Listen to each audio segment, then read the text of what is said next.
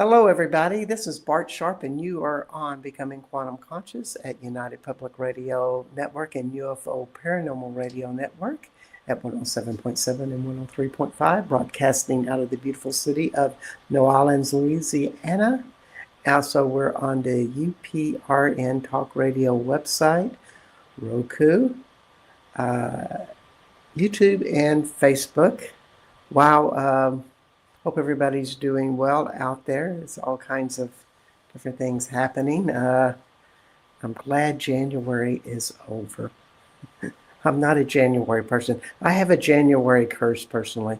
That something weird always happens to me, and there's really not much I can do about it. I just have to bear it. It always surprises me. I'll tell him, and everybody goes, "Oh, you got emotional issues there." It's like, yes, I've looked at the emotional issues. I'm really good at that type of stuff, and still they keep coming up. Life is full of highs and lows, and we just can't have much polarity about our lows, much like with our highs. And if we live both of them fully, they just keep getting better. And that is my thought for today. And I think it's a profound thought because it pairs up with who we have as a guest today, Collette Corcoran, who the last show we had was one of my favorites of 2025. So welcome to the show, Collette. Well, thank you, Bart, and it's absolutely amazing to be back. And wow, you've set the bar high for this show to be really as interactive as the last one. But yeah, I'm with you. January is a difficult month for me too, and working with the Druid wheel, it's meant to be quite difficult actually for the psyche. So I'm there with you in the highs and the lows, and like you say, this will lead us so well into our discussion that I know that you're as equally as enthusiastic about as I am. Oh, I love this topic, which the topic today is when Eros meets Logos, living with charity, soul, and purpose. Um, I just love it. Um, so I just wanted to start the show with giving a little bit of your bio. Collette Corcoran is the visionary founder of the Sacred Rose Temple Mystery School, a global initiatory path devoted to the embodiment of the feminine mysteries.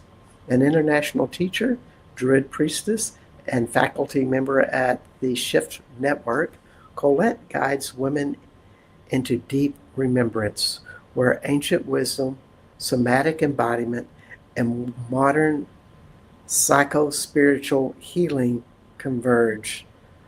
Um, yeah, so much with womb wisdom, sacred sexuality, chakra and energy alchemy, Jungian informed psycho-spirituality, psychological astrology, and Druidism, shamanism. Yeah, you walk with a big package is all I can say. And I just... Been in my Eros. Yes, indeed you are. I just kind of messed up with my computer. There we are. I looked kind of bewildered. That's why. So here we are when Eros and Logos. Maybe we should start with what did those words mean to you? Yeah, I mean, these are words that I've batted around in the many different subjects that I've studied in. And I think, looking at references from like Plato and the Jungian work and the Gnostic work, how do we kind of define those words in one stream? So I have, just to try to make it easier so that it can land. Well, Eros for me is really about soul, desire, and embodiment. If I could sum it up in three words, it would be those three things: soul, desire, and embodiment. And logos would be mind, structure, and reason. Mm. And it took me a long time to nail those words down, but they were words that I felt also exploded open. So like if we go to logos and mind, we could like think of intellect and, you know, strategy and all of those things. But I think it's such a huge topic, isn't it, Bart, Yeah. to define such huge subjects. So just for those who kind of glossed over, maybe they got a blankness in their mind or something. Those six magic words that you said, could you just state them again? Yeah, so Eros would be soul, desire, and embodiment. And Yeah, then Logos would be the mind, structure, and reason. yeah. We could just go on and on about all of what that is. I mean, Mm. when you work with this something in the shamanic realms and the intuitive realms and psychological or emotional, spiritual development, those words are kind of like key words. You know, how do you find your desire to be who you Mm. are? What is your soul? What exactly? Well, I don't think you can get an exact description of that, at least in my book. That's a hard one. It's that essence of who you are. When it, Mm. is that how you see it? Yeah, I mean, who are we to kind of try to even label that apart from trying to explain only through our own experience of it? How do we feel?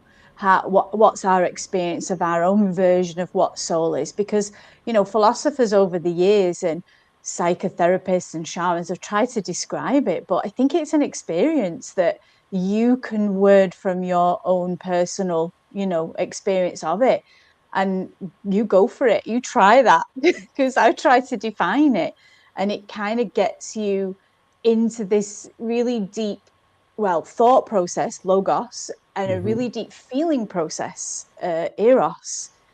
So Yeah. I think what you did was genius. To write those words down is to really begin to explore them. So if you even just start there with those six words on a piece of paper and then start to just map them, like what do they mean to you? How do you experience? What conversation does it bring up for you? What debates? That would be a huge way to start to explore these two at a very foundational level. Indeed. And I think so many people that are wanting to have a higher vibration of consciousness or spirituality, soul desire, embodiment is the question they're asking. They function in their mind quite well. The whole world seems to be very masculine and that's how it all works. However, for the last 20, 30 years, we've stepped into how do we find our desire? What is embodiment for me? And how does that drive something so much deeper, uh, soul oriented? Yeah, embodiment, I think, is a key word here. I mean, I really wanted to start off with embodiment because I think that we're living in a world largely, as you say, everything seems pretty crazy. And I think there's just this lack of foundational eros that begins in the body. We're very logos driven. We're like mind, intellect, thinking fast, what's next? The body was actually the first place I started on my spiritual journey as a somatic practitioner. I trained in yoga from very young, and the concept of the body opened up this whole field of eros for me. I could sense something that was happening in me, touching soul, feeling desire, you know, feeling this something moving inside of me, and then inquiring with intellect or logos into that took me into studies. But I think it's really important, if we're to discuss these, is like, what does it mean to be in the body first of all? Because I think it's seriously, I feel 2026 is going to be about this. You know, we've got this fire horse energy coming in, and the fire horse is the body, horse is the body. So coming into the feminine principle, or the Eros, we can all start there by, we are born in a body, we're born in a physical body. And what does that mean?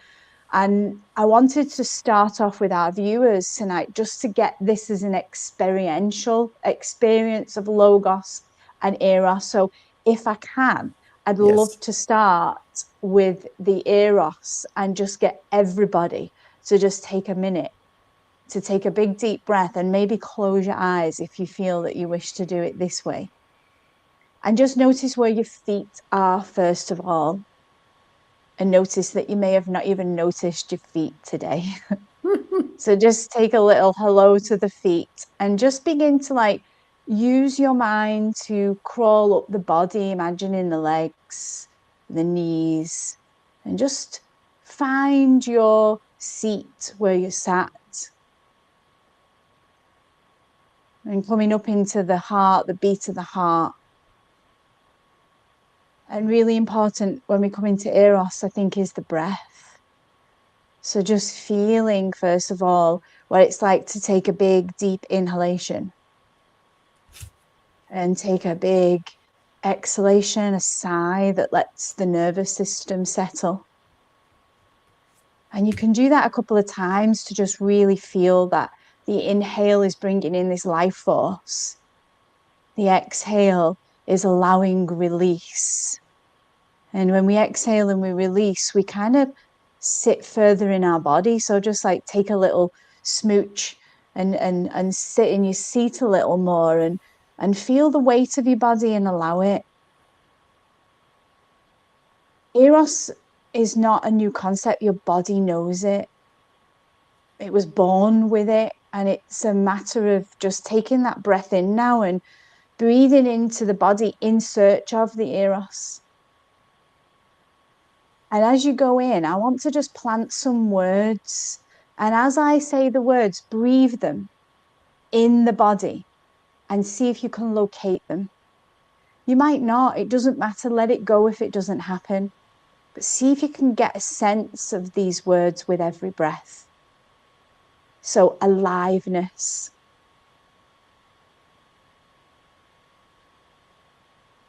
desire, embodiment,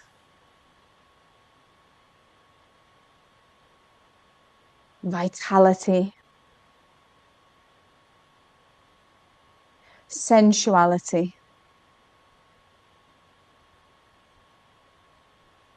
creativity, your imagination, intimacy, your instinct,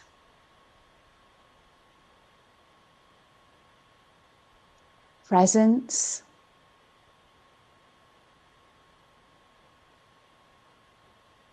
soul. And you can take a deep breath to search for that.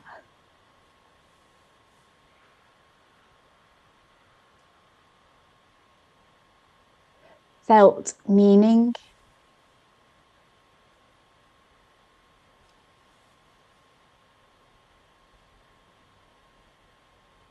And an animating force.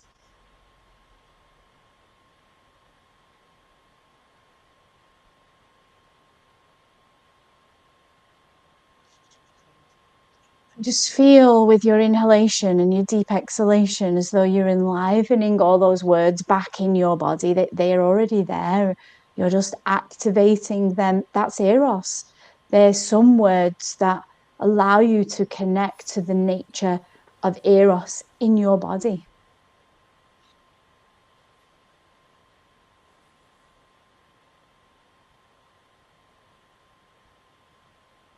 And then if we take a big clearing exhalation, I'm just going to quickly take you into Logos so you can feel the difference between the principles of these two. And just feel yourself clearing and clearing. Let the Eros exhale.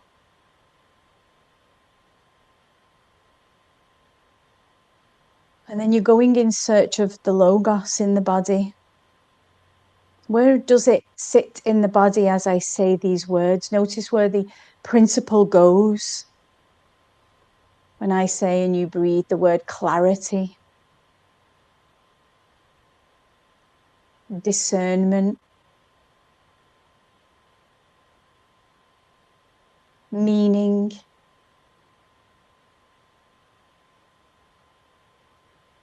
orientation,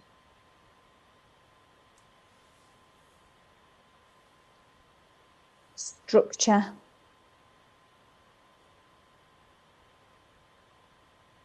coherence, inner authority.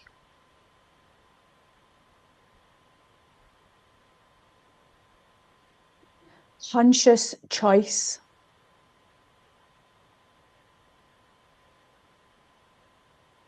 articulation,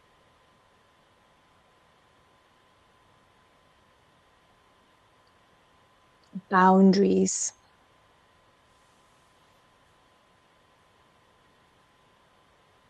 truth,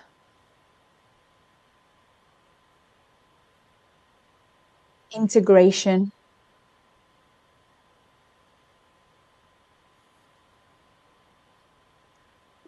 responsibility, and finally, purpose.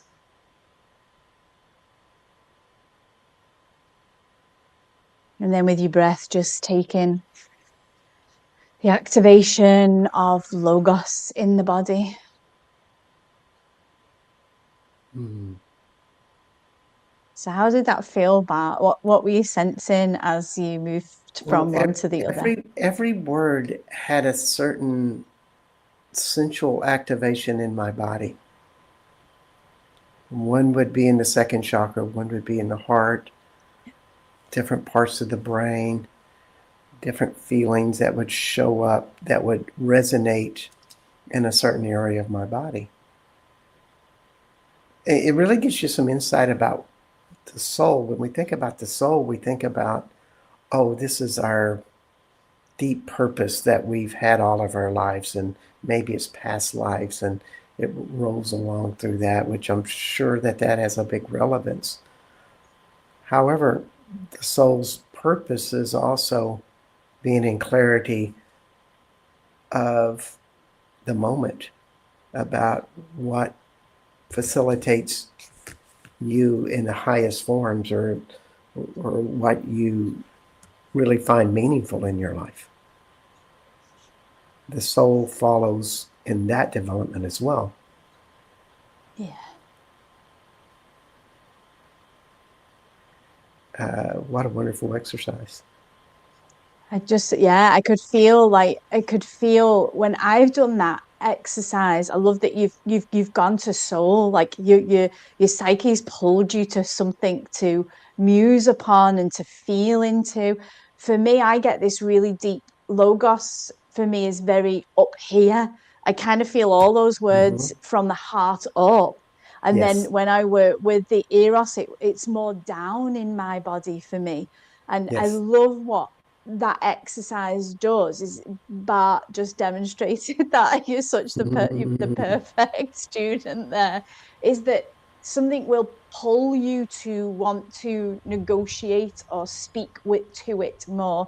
And for you, you went straight into that feeling and wondering of soul. So I think that's a really good exercise to play with these energies, principles within our bodies. Yes. It's funny, when you went to desire, it went into my heart, about what that source of desire is, which you would think, oh, that would be in my second chakra, or that'd be something very grounded in me. But no, it's that balance between the two. The desire is something that takes us to higher forms. Yeah, I mean, Plato said that what we desire, we do not yet fully possess. when he was Mhm. speaking on Eros. So what you just see how like this philosophy's out there from these great Yes. minds, and you've just had this experiential like experience in your own body that led you straight from soul to desire. And that's the intelligence of your psyche. It knows these things. So yeah, that desire comes from what we do not fully possess.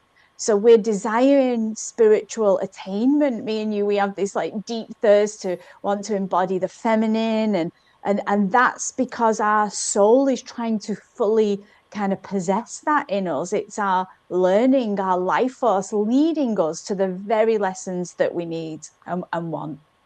Yes. Also, I mean, there is this, you could easily say, well, the feminine is Eros and the masculine is Logos, but that isn't exactly it. They both cross over. The inner child begins in Eros, but if it's balanced, it starts to have Logos. It begins to cultivate the ideas that they gather in the world into something that fits their emotional being. It's that interchange between the two that we grow together with both forms. Yeah. I think that's beautifully put. I love to work with anima and animus with women in my mystery school. I think it's very easy to determine that anima is the feminine principle and animus is the masculine principle. And they're, of course, linked to Eros and Logos. And they're very definitive through the sexual principle, which can bog us down. So Eros and Logos, I think, is the next step that I always take to go into. It's more looser. It has the more opportunity for you to engage in your own musings on or thoughts about.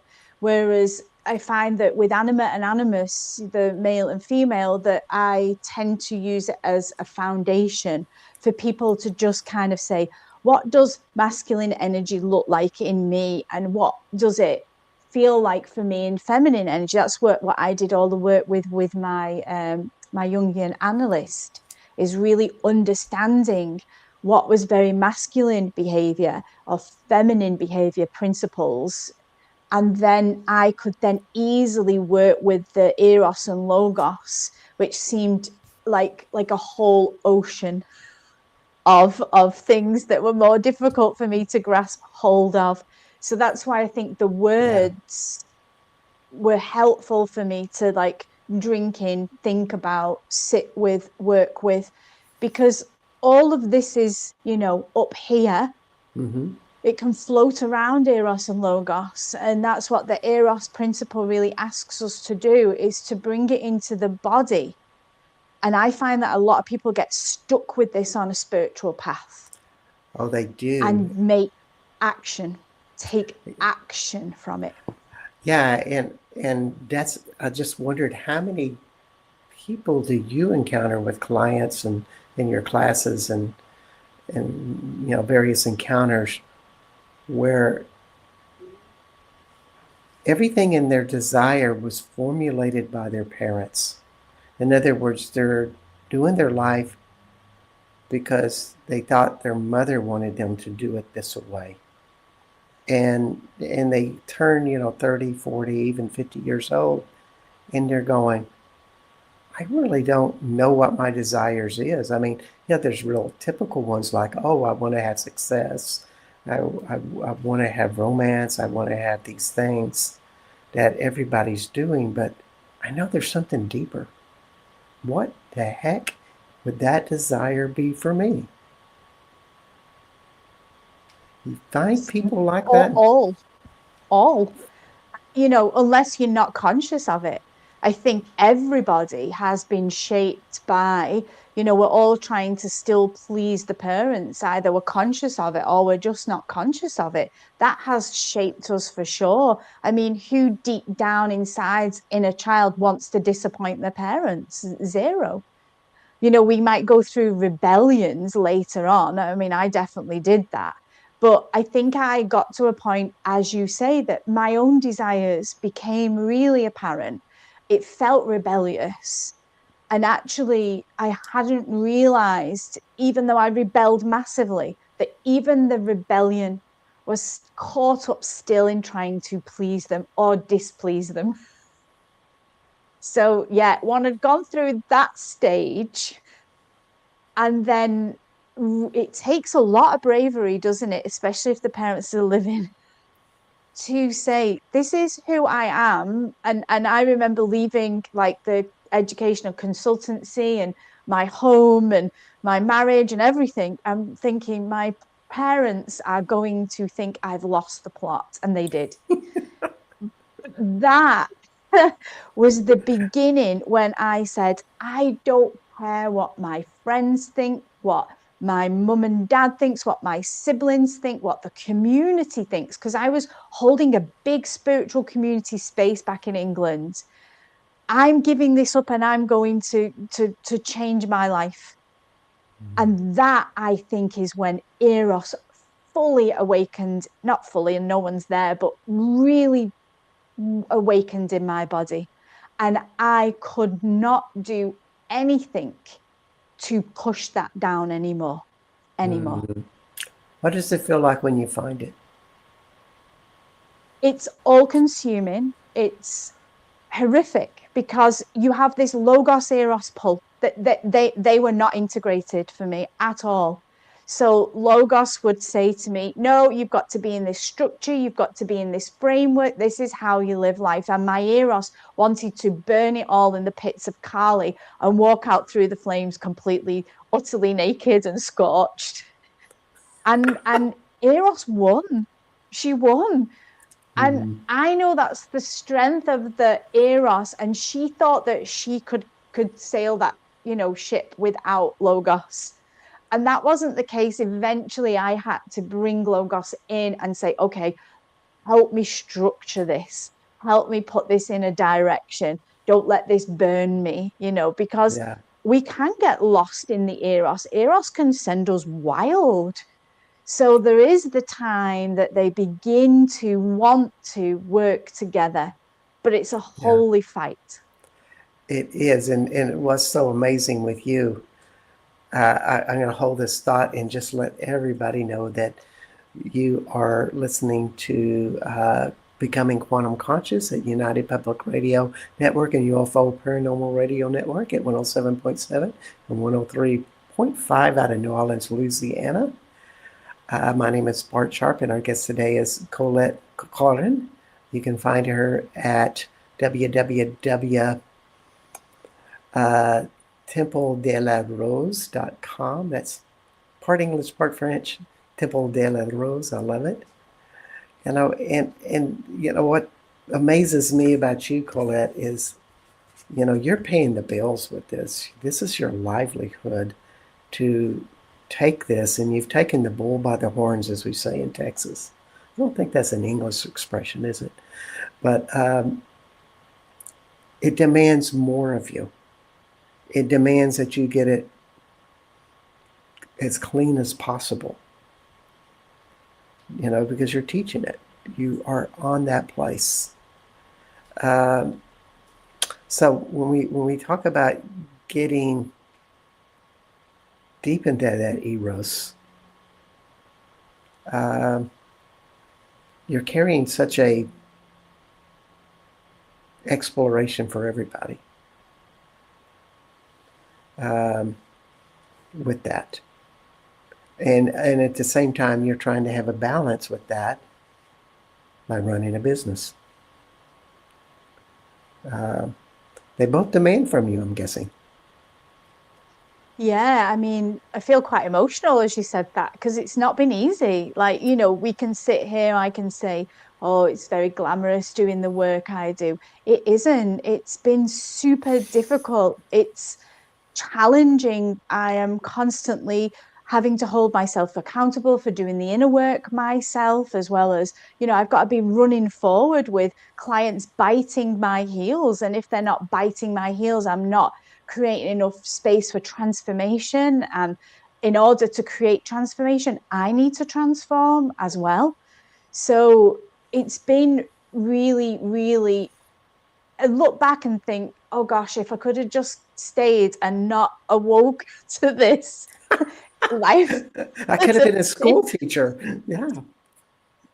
it would have just been a lot simpler. And there are days I sit and think, why did this happen to me? Like, why is there this pull that constantly is there from the minute I wake up to the moment I go to sleep at night? When it fully erupts, and this is what I love doing with women whose Eros has gone dormant, is I love to help them awaken it. Yeah.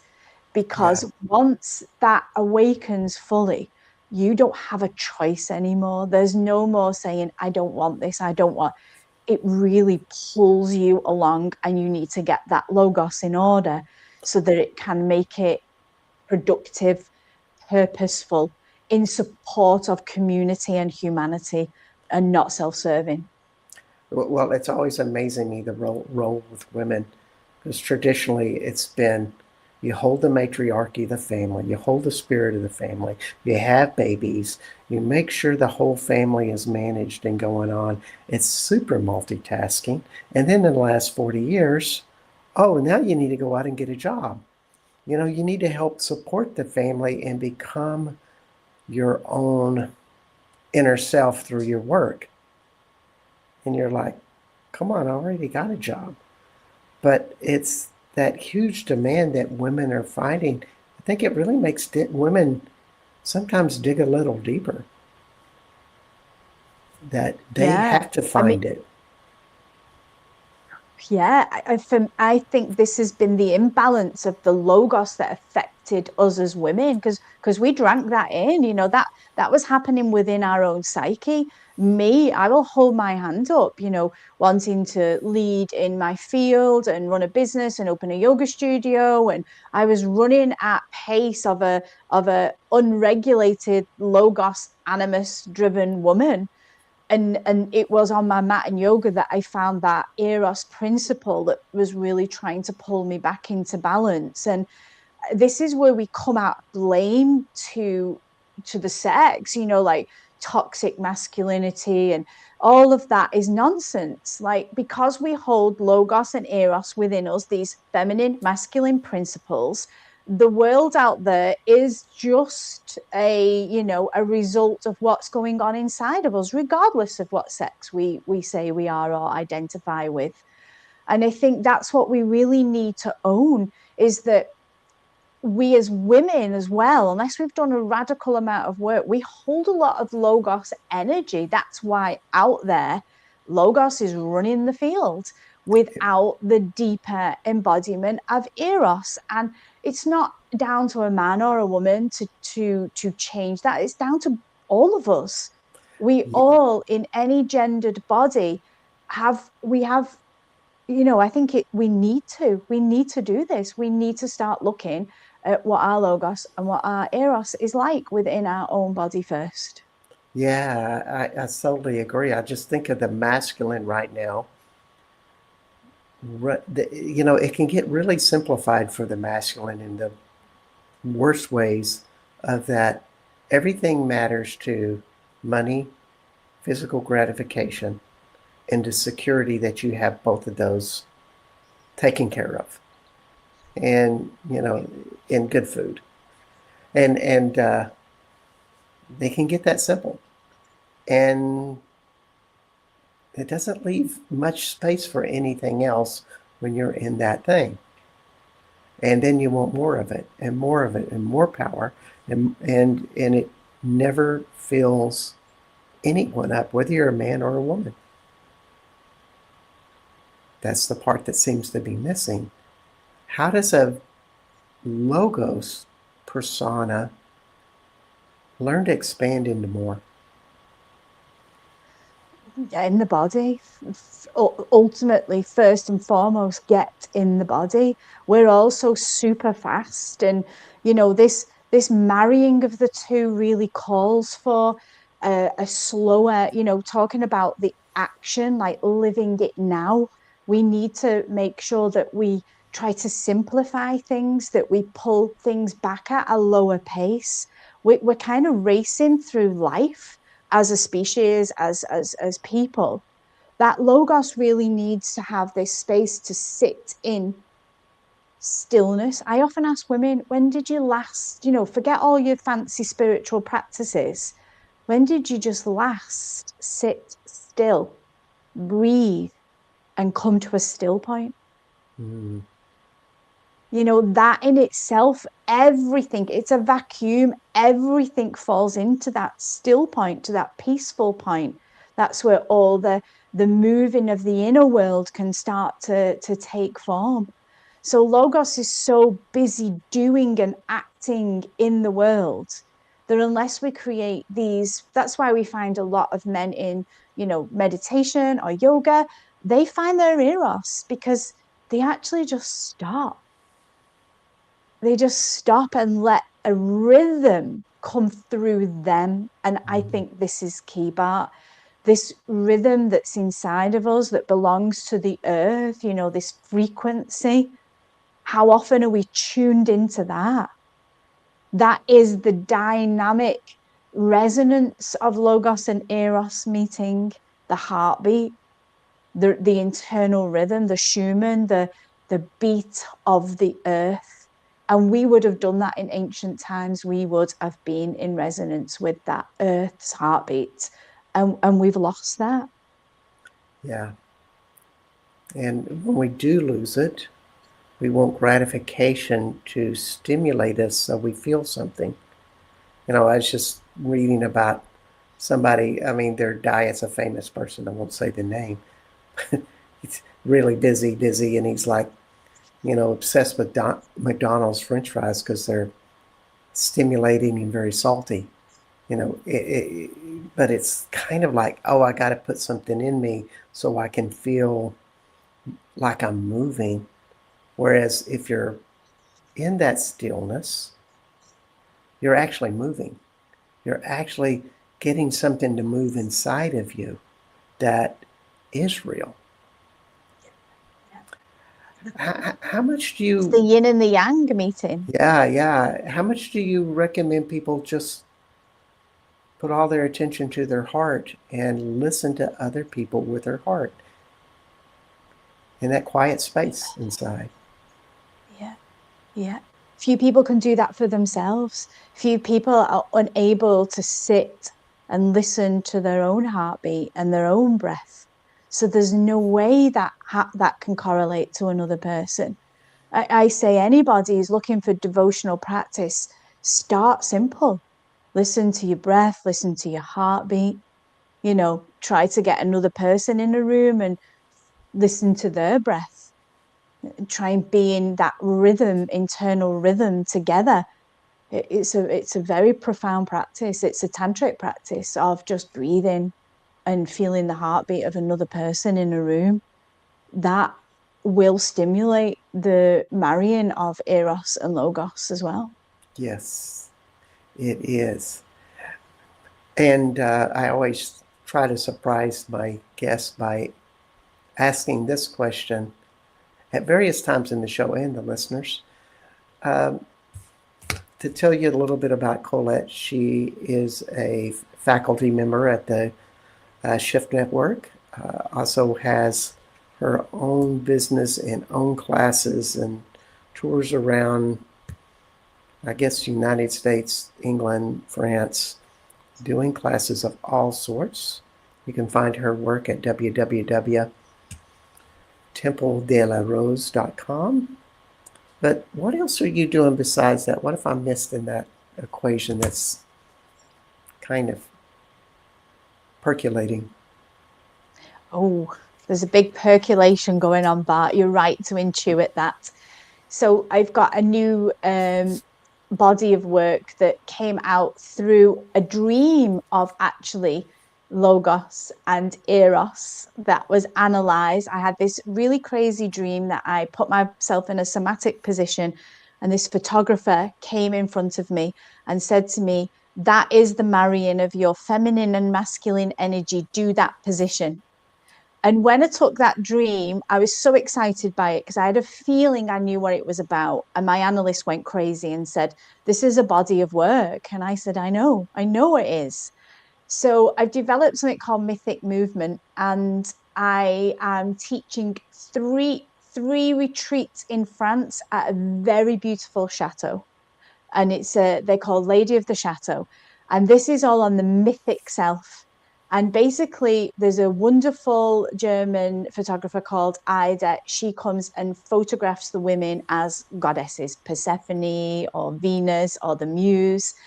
And I've been teaching classes to women about the archetypes and how they embody, everything we have outside of us as the goddess or the god is just a projection that we're not owning inside of ourselves. So, Mhm. how do we own the qualities of these gods and goddesses in ourselves? That's what they're there for.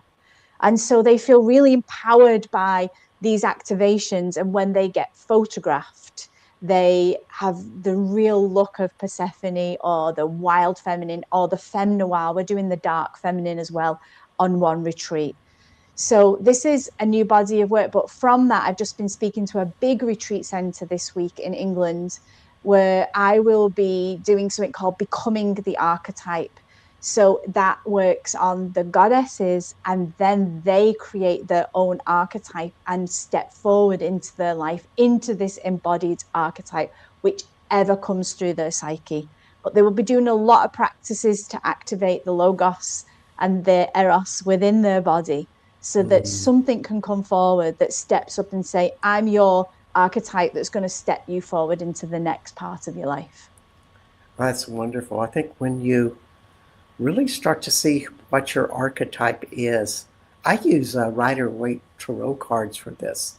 In other words, in the last 20 years, there's been four major archetypal shifts I've made of being different personas, from the Fool to the Magician to the Emperor, and now the focus is strength, which strength is being able to do anything with as less effort as possible, but connected to as many things as possible.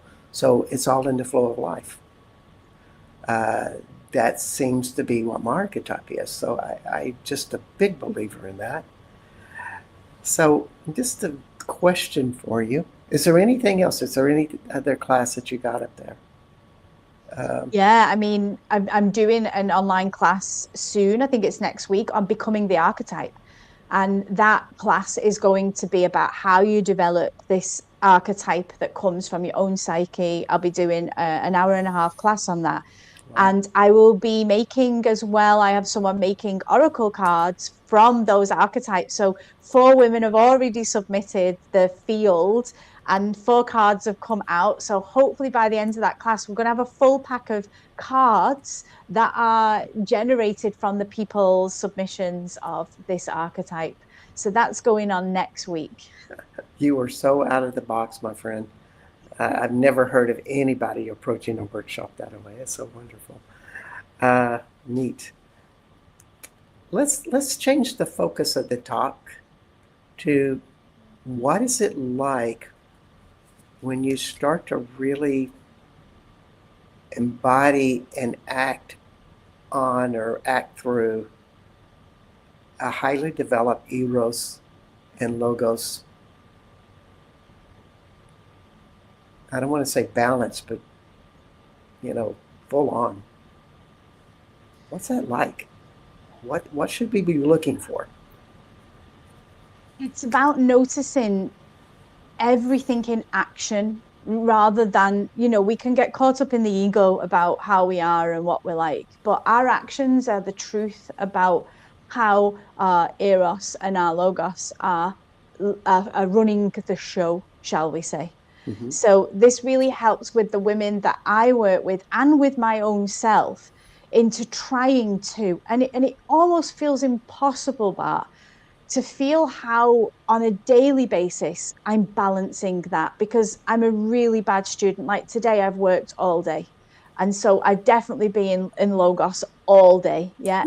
But I've recognized that. And I'm like, actually, how do I enter into no wonder like that my Eros today is lower because I'm too much in structure. I'm compressing the Eros into my laptop, into writing, into the Zoom calls. So this would allow me, say, for tomorrow, which I've already sorted, is that I need more Eros time. And what does that look like? So that would be sitting in meditation. I'm going to do a womb practice. It would mean maybe catching up with my creativity, going to a craft class. So it's really thinking on a mundane day-to-day basis, who's running the show here? I often get women who say, I'm really shut down. I can't move forward. I feel really stagnant. I'm stuck. This is the sign that Eros isn't moving. And so these are the questions I would ask, like, what does your day look like? Is it over structures? Is it under structured? And we can kind of make a, I always say Eros is like the river and Logos is like the banks. So the banks have to be there for the river to flow. So how are we creating the structures? Are we conscious of them, of how we allow this nature to come through? For me, Eros in our world is coming through sexually a lot because people don't know how else that works. Yeah. That fire, that Eros in us is connected to even the moments where I take 10 minutes off my desk and I go out and I look at the sunset and my body fills with the senses of, of the sunrise and the rays and noticing the golden textures and the pinks. This is Eros to notice this. Yeah. Logos does not notice that. They're too busy doing it. It's too busy holding. Well, just to go back to sex, I think a lot of people think of sex as tension and release. And it has components of anger that want to get released through physical gratification and, of course, mothering and caring, all of that put into that box. Whereas they're forgetting about expansion and nurturing, that really what sex should be. So it's almost like putting a Band-Aid on something when you really want this high spiritual experience. Does that make sense with sex? Completely, yeah. I mean, if you can speak to men about Eros and sex, like to pull the two apart, like when did you last feel Eros? What does that mean in your body? Kind of Yeah, erotic is more connected to women. They eroticize women, yet they're not owning it. That's what Jung would say would be the projection of the anima, the feminine principle of men on women, is that eroticizing of women, but pulling it back in. And what does eros and erotic and sensuality and creativity and all those things like feel like in a man's body? I work with loads of women, so I know what that feels like in women. I've had the words and the discussions.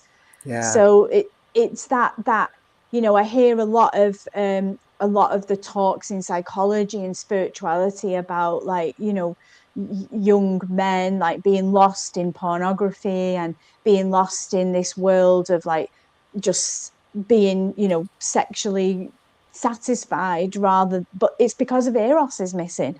And this yeah, comes back to the things like Plato and the philosophers. Our education system doesn't allow for imagination and creativity as much as it should. So, at a foundational level in education, there should be this exploration of these things in a varied and well rounded education system that would allow both sexes to explore this Eros, and yeah. not only then understanding it through the world of sex. Well, if we look at the male and female anatomy, the male is about giving. We give.